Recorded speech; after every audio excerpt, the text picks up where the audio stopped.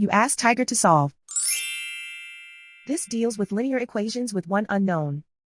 The final result is A equals 4 over 81. Let's solve it step by step. Group all constants on the right side of the equation. Add 5 over 6 to both sides.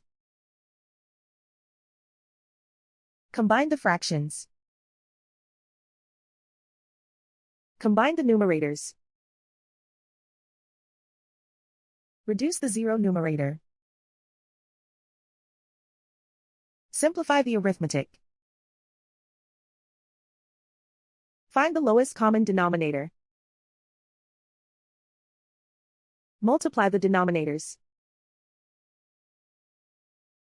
Multiply the numerators. Combine the fractions. Combine the numerators. Find the greatest common factor of the numerator and denominator. Factor out and cancel the greatest common factor. Isolate the A. Multiply both sides by inverse fraction 4 over 27. Group like terms.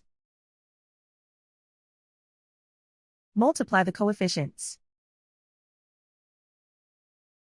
Simplify the fraction. Multiply the fractions. Simplify the arithmetic. And so the final result is A equals 4 over 81.